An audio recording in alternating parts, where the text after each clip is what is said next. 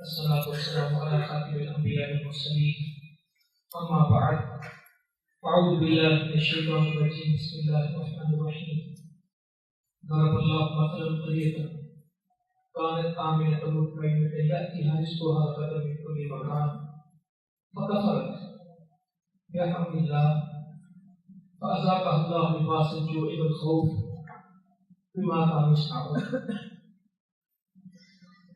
اللہ تعالیٰ نے اسلام کو غلبے کے لیے بنایا ہے اور یہی دین غالب آئے گا. اس کا ہمارا ایمان ہے کہ ساری کافر قوتیں، ساری طاقتی قوتیں یہ شکست کھا جائیں گی اور ہر کچے پکے گھر میں اسلام داخل ہو گئے. جہاں تک سورج کی روشنی ہے وہاں تک اسلام آئے گا. تو ہم بس مختصر وقت میں ایک بات پاکستان کے حوالے سے کرنا چاہتا ہوں آپ سے. یہ کفر اور اسلام کا معرکہ شروع سے ہے اور روز قیامت تک رہے گا. اور کل قیامت میں صفیں بنے گی جو اسلام کے لیے کھڑے ہوئے، جو اسلام کے لیے لڑے، جو اسلام کے لیے قربانی دی، وہ الگ ہوں گے. اور جو اسلام کی مخالفت میں وہ الگ ہوں گے. اور جو خاموش رہے وہ بھی الگ ہوں گے. جنہوں نے اپنے آپ کو لاتعلق بنا لیا، ہمارا کیا واسطہ ہے، بس ٹھیک ہے میں نماز پڑھتا ہوں، اتنا ہی ہے. اسلام کو مضبوط کرنا، اسلام کی پہرے داری کرنا، اسلام کی حفاظت کرنا، اسلام کو پھیلانا، یہ میرا کام ہے. تو پاکستان اللہ تعالیٰ نے بڑے صغیر میں اسلام پھیلا دیا جہاد کے ساتھ. محمد ابن قاسم آئے. اللہ میں کبھی بلوچستان میں ہوتا ہوں تو میں کہتا ہوں وہ کیسے لوگ تھے. شیراز میں وہ مارکا لڑ رہا تھا. 9 عمر نوجوان ہیں، 20 سال سے اوپر نیچے کو عمر ہے. تو اس کو پیغام آتا ہے شیراز سے اور اسے کہا جاتا ہے کہ تم نے ادھر پہنچنا ہے ٹھٹھا میں دیبل. کیسے سمندر کراس ہوا، کس طرح وہ تربت آیا، تربت سے بیلا، لسبیلا سے کراچی، کراچی سے وہاں اور وہاں سے ہوتا ہوتا ملتان تک یہ لوگ آ گئے اور چند مہینوں میں 50,000 لوگ مسلمان ہوئے. وہ چلتا جاتا تھا اور لوگ اس کے ساتھ شامل ہوتے جاتے. آج بھی سکھر کے بائی پاس پہ گزرے تو ایک مسجد ہے، مسجد محمد ابن قاسم، جو اس رستے پہ چلتے ہوئے اور بڑے صغیر میں اسلام آیا. 1000 سال تک ہم نے اسلام کی حکومت کی. پھر ہمارے حکمران آئے. کسی کو ناچنے کا شوق تھا، کسی کو گانے کا شوق تھا، کسی کو گھر بنانے کا شوق تھا، کسی کو بلڈنگیں بسانے کا شوق تھا. ان شوقوں میں چلے گئے. بہادر شاہ ظفر جیسے لوگ تھے جو سارنگی اور طبلے کے علاوہ اور غزل کے علاوہ شاعروں کے علاوہ ان کی زندگی کا کوئی حصہ نہیں. اس سے پہلے غلطیاں ہوئی. مسلمانوں سازشوں کو سمجھو، یہ لوگ کاروبار نہیں کرتے، یہ لوگ خدمت نہیں کرتے، یہ اپنے ایجنڈے پورے کرتے ہیں. کہتے ہیں کہ نور جہاں کی آخری بیٹی تھی ممتاز محل، جب وہ پیدا ہوئی تو نور جہاں بہت بیمار ہو گئی. تو بادشاہ نے بلایا، مختلف حکیم آئے، کوئی نہیں آیا. تو اس نے ڈاکٹر کو بلایا، انگریز ڈاکٹر تھا اس وقت، واٹن اس کا نام تھا. کہنے لگا کہ میں علاج کروں. اس نے علاج کیا، وہ ٹھیک ہو گئی. تو اس نے کہا، بادشاہوں کا ایک لفظ تھا، منہ مانگا انعام دیا جائے گا. تو اس نے کہا مجھے کچھ انعام نہیں چاہیے. اس نے کہا کہ تم نے علاج کیا، میری بیگم ٹھیک ہو گئی ہے، کچھ تو ملے گا. اس نے کہا اگر کچھ ملے گا تو ایسٹ انڈیا کمپنی کا ایک دفتر ہمیں کلکتہ میں کھولنے دے دو. تمہاری حکومت، تمہارے افسر اجازت نہیں دیتے، ایک کوٹھی، ایک بلڈنگ ہمیں دفتر کھولنے کے لیے. ایسٹ انڈیا کمپنی آئی کاروبار کے لیے تھی اور پھر پورے بڑے صغیر کی مالک بن گئی. اسی بہانے پھر جہاز آئے، اسی بہانے پھر فوج آئی اور حتیٰ کہ مسلمان انگریزوں کے غلام ہو گئے. جن ہندوؤں کو 1000 سال ہمارے نیچے رہنے کا، وہ انگریزوں کے ساتھ رہے. پھر مسلمانوں نے اپنی تحریک نے چھوڑی اور 1857 سے لے کے 1947 تک 90 سال لگے ہیں. لوگ پوچھتے کشمیر کب آزاد ہوگا، فلاں مسئلہ کب آزاد ہوگا. سارے برے صغیر کے مسلمان ملے اور دن رات کام کیا تو مہینے، 2 مہینے، 10 سال میں، 20 سال میں پاکستان بنا کہ 90 سال میں. 1857 سے لے کے 1947 تک، اور ایسا تعلق تھا ایک جلسہ ادھر ہو رہا ہے، ایک سری نگر میں ہو رہا ہے، دوسرا پشاور میں ہو رہا ہے، تیسرا حیدرآباد دفتر میں ہو رہا ہے، چوتھا دلی میں ہو رہا ہے، یوں مسلمانوں کی قیادت پھر گئی، ملک بن گیا۔ نہرو کہتا تھا یہ پانی کا بلبلا ملک ابھی ٹوٹ جائے گا۔ پاکستان کی کل عمر ان کے نزدیک 6 مہینے، آدھا ملک دیا آدھا نہیں۔ یہ جتنا علاقہ جمنا گڑھ کا ہے، مانا بادر کا ہے، گجرات کا ہے، کشمیر کا ہے، پنجاب کا ہے، اس سب کی تقسیم بدل دی۔ نہ کرنسی ملی، نہ پیسے ملے، نہ ریل ملی، نہ خزانہ ملا، کچھ نہیں ملا، خالی ہاتھ ملک میں آئے۔ ہم خالق اللہ کے پاس بیٹھے ہوئے تھے تو اس وقت میں کہنے لگے کہ قائد اعظم پہلے بھی ہمارے پاس آئے، تو سونے میں تولا، پھر چاندی میں تولا، تو ہنس رہے تھے، آپ سے سب کے پاس بیٹھے۔ کہنے لگے قائد اعظم 65 پاؤنڈ کا آدمی تھا، تو ہمارا خزانہ بچ گیا 35-35 کلو کا بندہ تھا۔ کہتا جس طرح میں ہوں نا اس طرح کا ہوتا تو ہم تو پھر ساری چلی جاتی تھی ہماری۔ آج ان کے گھر میں کنڈا لگا، سونے میں تولا، پھر چاندی میں تولا۔ کہتا ملک بننے کے بعد پھر آئے، او بھائیو یہ کوئی ملک دشمن نہیں ہے، ہمارے حکمرانوں کے رویے نے، ہماری غلطیوں نے ان لوگوں کو ہم سے دور کیا۔ کہا ہم بینک بنانا چاہتے ہیں، اسٹیٹ بینک، ہمارے پاس اتنا خزانہ نہیں ہے جس کو ضمانت پہ رکھ کے ہم لوٹ چھاپ سکیں۔ مجھے پوچھا کتنا چاہیے سونا، تو کہنے لگے کہ جتنا دے سکو۔ کہتے ہیں 42 من سونا تھا، جس میں 38 من سونا ہم نے اسی وقت دیا۔ اور بہاولپور کے خان نے کیا کیا؟ نواب نے خالی چیک دے دیا کہ آپ جتنا گارنٹی میں رکھنا چاہتے ہیں رکھ لیں، پاکستان سے۔ بھائیوں یہ لوگ کہتے ہیں امریکہ یوں کرتا ہے، یہ سب پاکستان کی عوام نے کیا ہے۔ کبھی سوال کے اندر جائیں، 6 مہینے ملک کی عمر تھی، انگریز تھے ہمارے ساتھ، اللہ کے واسطے ہر وقت امریکہ کی تصویر پڑھنی بند کرتے ہیں۔ امریکہ مدد نہیں کرے گا پھر کیا ہوگا، امریکہ ساتھ نہیں دے گا پھر کیا ہوگا فلاں۔ اگر یہ ساتھ نہیں دیں گے، پہلے دن سے لے کے آج تک اس ملک کا ساتھ کس نے دیا؟ یہ تو اللہ کی مدد سے بنا ہے اور اللہ کی مدد سے چل رہا ہے اور اللہ کی مدد سے چلے گا۔ میں صرف چند چیزیں آپ کو پاکستان کے متعلق بتانا چاہتا ہوں جو ہم تذکرہ نہیں کرتے۔ 48 تھا ملک بنے، 6 مہینے کا ایک بچہ تھا یہ ملک، نہ دفتر تھا، نہ دارالحکومت تھا، نہ فوج تھی، نہ پیسے تھے، اور لاکھوں لوگ گھروں میں رہتے تھے، خیموں میں۔ مہاجر ابھی آ رہے تھے، آ نہیں چکے تھے، آ رہے تھے، اور آ کیسے رہے تھے؟ پوری ٹرین پہ کوئی زندہ نہیں آتا تھا، صرف خون اور لاشیں آتی تھی، ٹرین میں سے خون ٹپک رہا ہوتا تھا۔ جب لاہور کے اسٹیشن پہ آ کے رکی تو کوئی زندہ نہیں تھا۔ جب فیروزپور سے چل کے گنڈا سنگھ میں آئی تو کچھ نہیں تھا، کوئی گنے کے کھیتوں میں جلایا گیا، کسی نے کنویں کا پانی پیا تو اس میں زہر تھا۔ کتنے خاندان جو کہتے ہیں ہمارا آدھا خاندان ہے اور آدھا نہیں ہے، کتنے خاندان آج بھی ہیں کہ جن کی بیٹیاں، جن کی بہنیں ہندوؤں سکھوں نے چھین لی، وہ مسلمان تھی، مسلمان بنی، مگر ان کی اولاد ہندو تھی، وہ تھی مسلمان اور اس کے خاوند ہندو سکھ تھے، وہ ان کے گھروں میں بڑی قربانیاں دی ہیں۔ باپوں نے اپنے بیٹیوں کو اپنے ہاتھوں سے قتل کیا ہے کہ ہم تمہاری جان تو لے سکتے ہیں، تمہاری عزت نہیں بچا سکتے، میں تمہاری عزت کا سودا نہیں کر سکتا اور حفاظت کے ساتھ تمہیں ساتھ سفر نہیں کر سکتا۔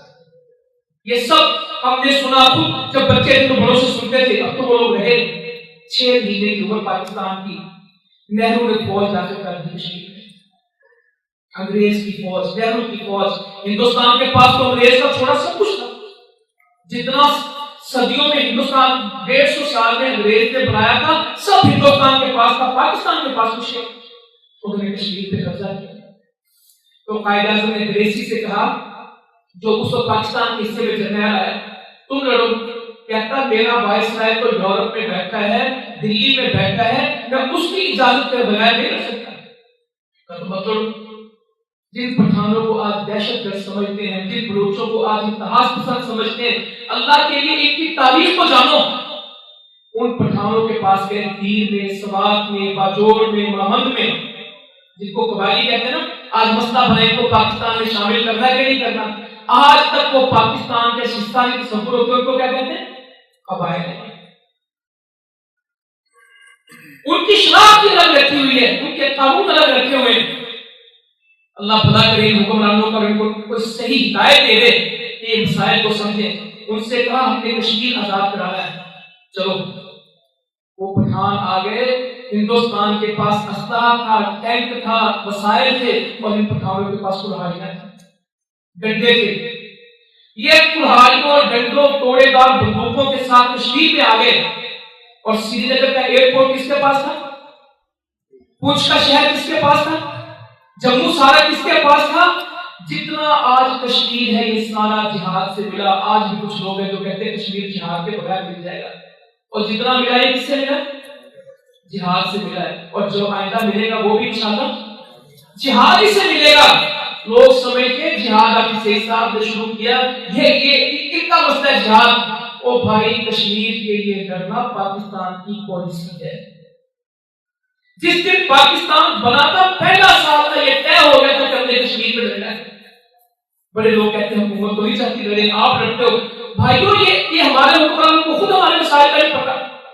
وہ تو ہمارے پھر حکمران جا کے نہرو کی بات مان لی اور جا کے سمجھوتے کر لیے یو این او کے تحت، اور جو یو این او اپنے سمجھوتے کشمیر میں پورا نہیں کرا سکے وہ کہاں کرانا چاہتے ہیں؟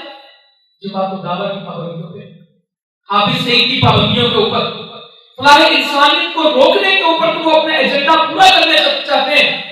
مگر جہاں انہوں نے 48 میں وعدہ کیا وہ مانے۔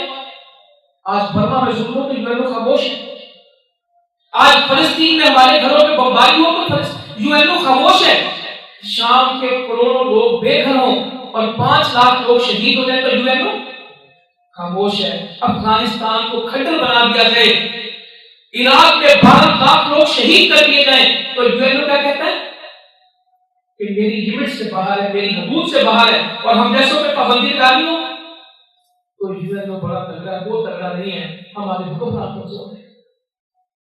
امریکہ نے سے پوچھے ہم دیکھتے ہیں، ساری دنیا تباہ کر دی، اسرائیل آج روز مسلمانوں کے مردوں کو گرفتار کرتا ہے کہ عورتوں کو، فلسطین بیٹیاں فلسطینیوں کو کھینچ رہے ہوتے ہیں، سڑکوں پر ان کے دوپٹے نوچے جاتے ہیں، سب آپ نے دیکھا، روز ویڈیوز آ رہی ہیں، 8-8 سال کے بچے جیلوں میں ڈالتے ہیں، 6-6 مہینے کے بچوں کے جنازے اٹھتے ہیں فلسطین سے، مگر ساری دنیا خاموش ہے۔ کافروں سے کیا گلا، مسلمان خاموش ہے، ہم نے ملک لے لی سرکار سے، اور یہ اللہ تعالیٰ نے پاکستان معمولی نہیں بنایا، ہم نے 48 میں کشمیر آزاد کروایا۔ پاکستان کی عمر ابھی لگ بھگ 18 سال سے بالغ ہوا ہے۔ ہندوستان نے کیا کہا، ہم پاکستان پہ حملہ کریں گے، دوپہر صبح کا ناشتہ شاداباد میں کریں گے، دوپہر کا کھانا پریکٹس میں کھائیں گے، اور شام گھر میں ہم کہاں پہنچ جائیں گے؟ راولپنڈی میں ہم نے جا کے رات کی روٹی تو راولپنڈی میں کھانی، اب آج کے بعد نقشے سے پاکستان کو مٹا دیں گے۔ اللہ تعالیٰ نے مدینہ المنورہ کی اور اس ملک کی بڑی چیزیں اکٹھی رکھی۔ بدر میں آنے والے یہ کہتے ہیں آج ان کو مٹا دیں گے، ختم ہو جائے گے، بس ہم نے جانا ہے، تھوڑا سا وقت لگنا ہے، ان میں سے کسی نے نہیں بچنا، کام تمام کرتے ہیں۔ خندق میں آنے والے بھی یہی سوچ کے آئے، مگر اللہ کے فیصلے آسمانوں پہ تھے۔ یہ ان کی تاریخ ہے کہ وہ کہتے ہیں کہ صبح کا کھانا ہم نے شاداباد میں، دوپہر پریکٹس میں، شام پنڈی ہو جائے گی۔ ہمارے پاس کچھ نہیں تھا، ہندوستان کے ساتھ ساری دنیا کے لوگ تھے، ہمارے ساتھ ہمارا اللہ تھا، ہم تو نیک پیدا بھی ہوئے تھے۔ ہم نے سنا ہے کہ صدر ایوب نے تقریر کی تھی ریڈیو کے اوپر کہ اللہ اکبر کا نعرہ لگاؤ اور دشمن کے اوپر ٹوٹ پڑو، اور پھر وہ جنگ صرف فوج نے لڑی تھی کہ پوری قوم نے؟ پوری قوم، لوگ کہتے تھے جہاز آ رہے ہیں، بتاتے والے بتاتے ہیں چھپ جاؤ، لوگ چھپتے تھے کہ جہازوں کو دیکھ تکبیر کے نعرے لگاتے تھے، وہ کھانے لے لے کے فوجیوں کے پیچھے پہنچتے تھے، شدید سردی کے دن تھے اور وہ جنگ ہم نے لڑی، اور پھر کیا ہوا؟ جو پاکستان کے خواب دیکھتے تھے وہ پی آر بی کی نہر ہریانہ کے اندر جیپ چھوڑ کے گیا میجر، اس کے جوتے بھی اس میں تھے، ڈائری بھی اس میں تھی، ننگے پاؤں دوڑے۔ ہمارے پاس کچھ نہیں تھا، وہ کہنے لگے کہ چلو پیدل فوج تو بدکی میں ہار گئی، لاہور میں ہار گئی، ہم سیالکوٹ پہ حملہ کریں گے، سیالکوٹ سے سیدھے وزیر آباد نکلیں گے، پنڈی ٹینکوں میں جائیں گے۔ دنیا کی تاریخ کی سب سے بڑی ٹینکوں کی جنگ تھی، ان کے پاس ٹینک تھے اور خالی تھے، जीता कौन? चिलिंडा में जो मार्का हुआ उसमें जीता कौन? उन्होंने कहा एयरफोर्स लेके आते हैं।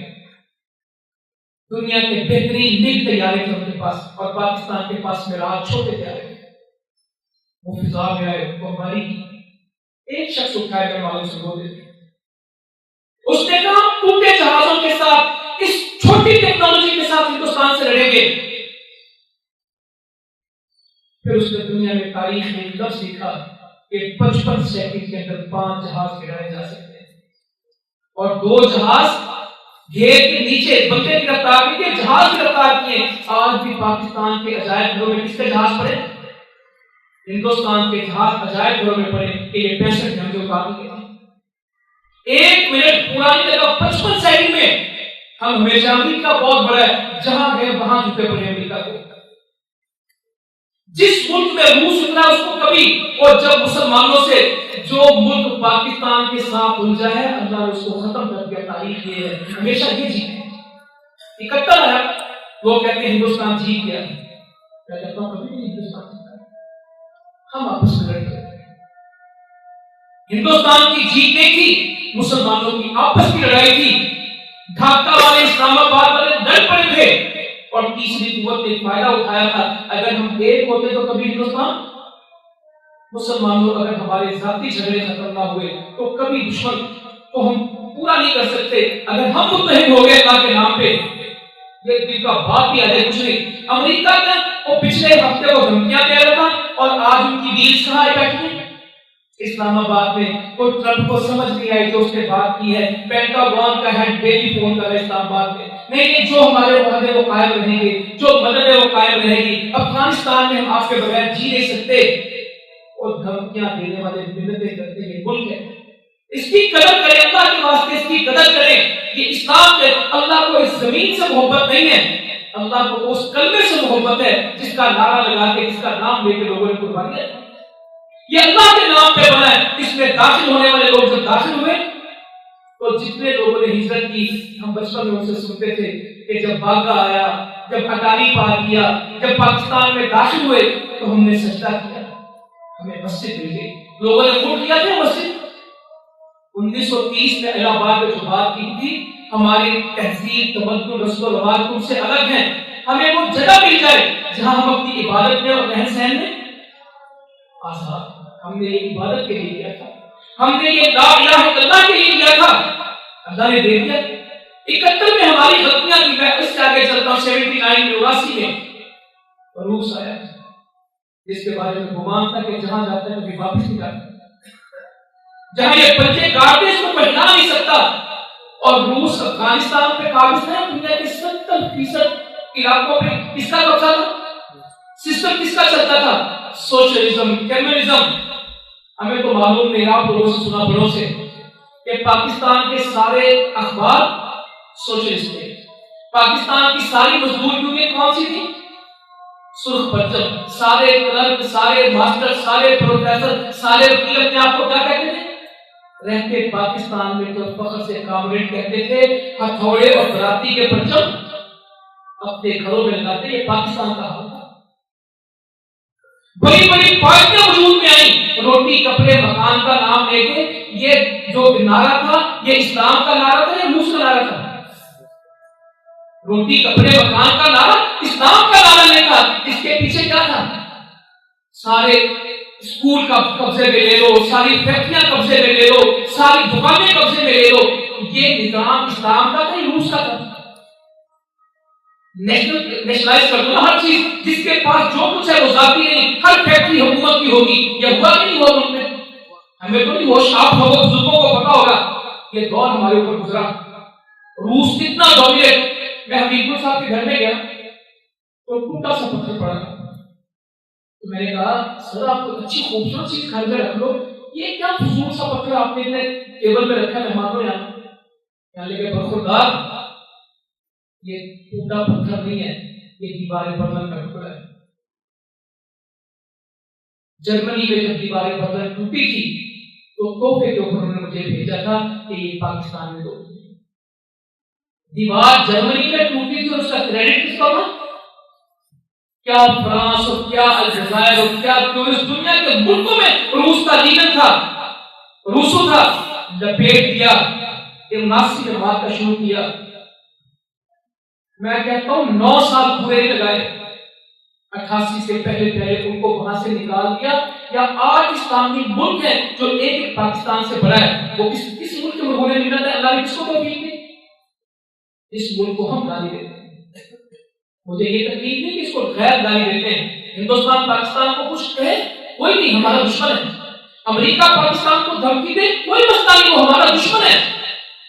جب پاکستان میں کھڑا انسان پاکستان کو گالی دیتے ہی ہے تو میں کہتا ہوں افریقہ میں چلے گا. یہاں کچھ نہیں، جاؤ بنگلہ دیش میں پیدا یہاں ہوئے، کمایا یہاں، کھایا یہاں، گھر یہاں بنائے. دنیا کی ہر نعمت اللہ نے اس ملک کے لوگوں کو دی. اللہ تعالیٰ قرآن میں کہتے ہیں مثال بیان کر کے اس بستی ضرب اللہ مثلا قرية كانت آمنة مطمئنة يأتيها رزقها رغدا من كل مكان. اس بستی کی مثال بیان کرتے ہیں اور جن کو اللہ نے اطمینان دیا، امن دیا اور رزق دیا ان کو ہر طرف سے. فکفرت بنعم اللہ، کپڑا پہن کے، روٹی کھا کے، دکان سجا کے، پھر کیا کہتے ہیں سالوں کی وجہ. میں کہتا ہوں جو میرے دادا کا گھر تھا اور میرا گھر برابر ہے، فرق ہے. جو بچپن میں ہم نے اسکولوں میں کپڑے پہنے، میری اولاد اس طرح کے کپڑے پہنتی تھی اس سے بہتر. اور جس تاج پہ ہم بیٹھے ہیں ہمارے بچوں کو تو اس کو پتہ نہیں. اور جو گھروں میں کھانے آج چل پڑے لوگوں کو تو اس کا تصور ہی نہیں تھا. مگر فکفرت بنعم اللہ، اللہ تعالیٰ دیتا گیا اور ہم شکر کرتے گئے نہ شکری. آذاقہ اللہ لباس الجوع والخوف، ڈرو پہ بھوک بھی آئے گی اور خوف بھی آئے گا. یہ دہشت گردی بہت ہے، امن ختم ہو رہا ہے ملک کا، معاشی حالات ختم ہو رہے ہیں. اللہ تعالیٰ کہتا ہے میں نے سب کچھ کیا. 79 میں ہم کھڑے ہوئے، آج اسلامی ملک اللہ نے اس ملک میں بنوا دیے. 70 سال کے بعد روس میں اللہ اکبر کی آواز آئی. وجہ کون لوگ تھے؟ یہ صدقہ جاریہ اللہ نے کس کا بنایا؟ اس کا اجر اللہ تعالیٰ کس کو عطا فرمائے گا؟ 70 سال بعد مسجد کا دروازہ کھلا، کون لوگ تھے؟ 70 سال کے بعد لوگوں نے قرآن پکڑ کے چوما. 70 سال کے بعد بیت اللہ میں گئے. نکاح کی تکلیف 70 سال لوگ نہیں کر سکے، چھپ چھپ کے شادیاں کرتے تھے، باجماعت نماز نہیں پڑھ سکے. اور روس کہتا تھا ہم نے اللہ کو روس کی سرحدوں سے نکال دیا ہے، اس ملک میں اللہ نہیں ہے. یہ اعلان تھا، مسلمانوں پہ پابندی تھی. اللہ نے آپ کو توفیق دے دی. اور میں آج آپ سے پوچھتا ہوں، روس چلا گیا، بکھر گیا، ٹوٹ گیا. U S S R, Soviet union, socialism تاریخ کا حصہ تو ہے، آج کے زمانے کا حصہ ہے. یہ کہا جائے گا یو ایس ایس آر ہوتا تھا، یہ کہا جائے گا. میں روز لوگوں سے ایک بات پوچھتا ہوں، میں آپ کو بتاتا ہوں ڈالر آج 112 کا ہے، درہم دینار ریال تو 30 روپے کے قریب ہے. روبل کا ریٹ کوئی آدمی کسی سے بتائے، پورے مجلس کسی کو روبل کا ریٹ بتا دے. زندگی میں کسی نے روبل دیکھا میں نے نہیں دیکھا. بھائی کوئی ایک آدمی آپ کھڑا کر کے میں اس سے روبل دیکھا، اس کا ریٹ بتا دے. وہ ہے آج کتنے کا ہے؟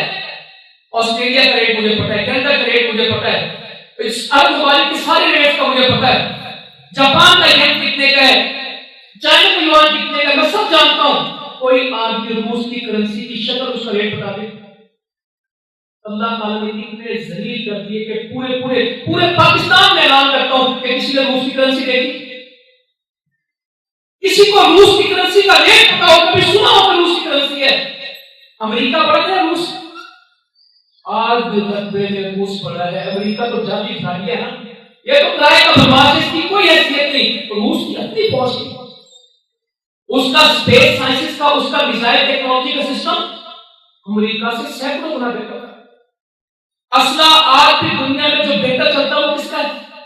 1947 میں روس نے کلاشنکوف بنائی ہے. امریکہ الٹا بھی ہو جائے تو اس کی بندوق کے مقابلے میں بندوق 47 سال میں بنی ہوئی بندوق آج 71 سال کے بعد دنیا اس کے مقابلے کی بندوق نہیں بنا سکتی. ان کے وہ ایک چیز تھی دنیا کے سارے حالات، وہ روس کل بھی پاکستان آیا تھا، وہ روس آج بھی پاکستان آ رہا ہے. کل وہ آیا تھا لڑنے کے لیے اور آج کیا آ رہا ہے؟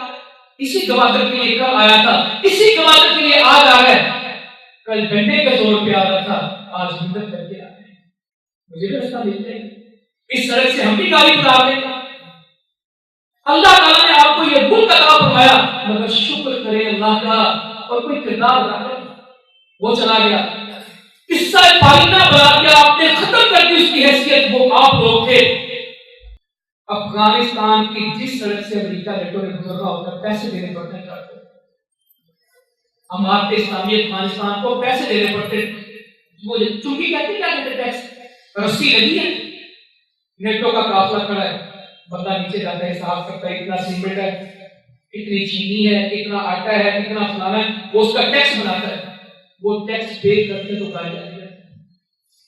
صوبے کی لائن گزار نہیں سکتے جتنا مرضی کریں، اور یہ سارے کام میں وہ کیا کہتے ہیں، پیسے پاکستان نے لیے اور ہمیں پاگل بنایا۔ ٹرمپ نے ٹویٹ کیا کی ہے، کہتا 15 سال ہم سے پیسے لے کے 33 ارب ڈالر اور اپنا پیسے واپس کرتے ہیں، اور ہمیں پاگل بنایا، ہماری شکست کا ذمہ دار پاکستان ہے۔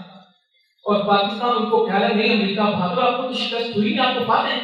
جب ہم کہتے ہیں تمہیں پتا ہو تو وہ آگے سے لڑتے ہیں، حالانکہ ہم تو ان کو مبارک دیتے ہیں کہ بھائی تم افغانستان میں پاتے ہو، وہ آگے سے کیا کہتے ہیں نہیں ہمیں شکست ہوئی۔ اور مسلمانوں یہ وہ لفظ ہے، جب ہم کہتے تھے 5 سال پہلے امریکہ ہار گیا، تم کس بات کہتے ہیں، آپ نہیں مانتے، ہم جی کیوں شکست ہے گپا مارتے ہیں، انہوں کی پتہ اکیلا امریکہ میں 80 ملک پاکستان کے اوپر باتیں، پاکستان کی فوج کے اوپر باتیں۔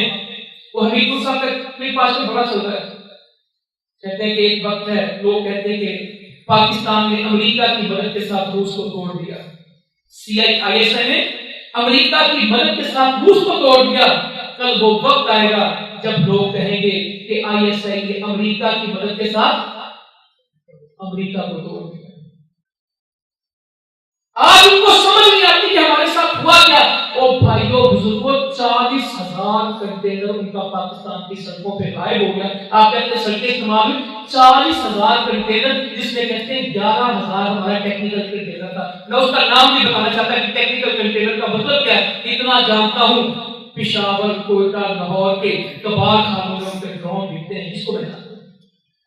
امریکی فوجیوں کا سامان انڈے بازار میں کہاں بکتا ہے؟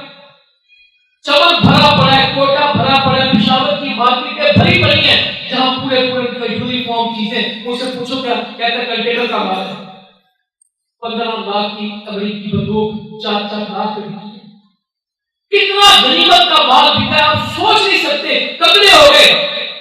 اور ٹرمپ کیا کہتا ہے، آئندہ ہم نے جنگیں لڑنی، معاشی طور پر اوباما اور بش ہمیں قدرہ کر کے کہ اللہ نے آپ کو توفیق، وہ کچھ نہیں کر سکیں گے، شرط ہے ہم کھڑے رہیں، اللہ تعالیٰ توفیق دے گا۔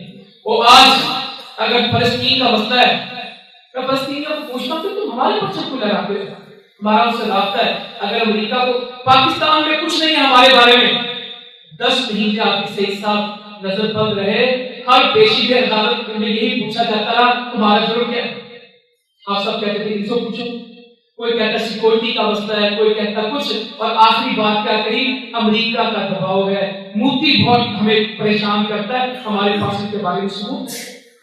اور فلاح انسانیت پہ جب بات کریں گے ملک میں کیا نکلے گی بات، جہاں حکمران نہیں پہنچ سکے اللہ کی توفیق سے وہاں پہنچے کام کرتے، جہاں یہ ناکام ہو گئے اللہ نے وہ چترال سے چمن تک، گلگت سے گوادر تک، اور کرپالکر سے وزیرستان تک جہاں جائیں گے، ان کو پتہ ہے کہ انشاءاللہ کون وہ حریص ہے، یہ جیو کا نمائندہ ہے مدین نصیر میں، کہتا ہم میڈیا کے لوگ ہیں، ہم خبر دیتے تو لوگ بڑے پہنچتے ہیں، کہتا ہم نے فلاح انسان والے سیدھے میں دیکھے ہیں، انہوں نے ہمارے جا کے خبر دی کہ سیلاب آ گیا، جہاں ہم کیمرہ لے کے پہنچتے تو پہلے سے یہ کام بتا، پہلے کیمرہ جاتا ہے پھر کام ہوتا ہے۔ یہ اللہ تعالیٰ کی مدد ہے، اس ملک پہ کوئی ڈر نہیں۔ میں تو آپ سے کہنے لگا فلسطین کے لوگوں کو کہنے لگے 67-66 میں اسرائیل نے عربوں پہ حملہ کر دیا، عرب بھاگ گئے، ایسے تھا کہ اب فلسطین کا اردن بھی چلا جائے گا، مصر بھی چلا جائے گا، اسرائیل کھا جائے گا، اور دفاع کے لیے کون سا ملک کیا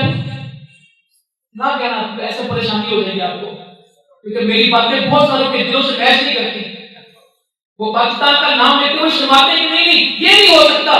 اسرائیل سے جب سارے عرب بھاگ رہے تھے تو کون سی فوج جاتی رہی، کون سی ایئر فورس جاتی رہی، داعش کری تھی نا اس وقت، پھر ٹی ٹی پی پر لڑے تھے.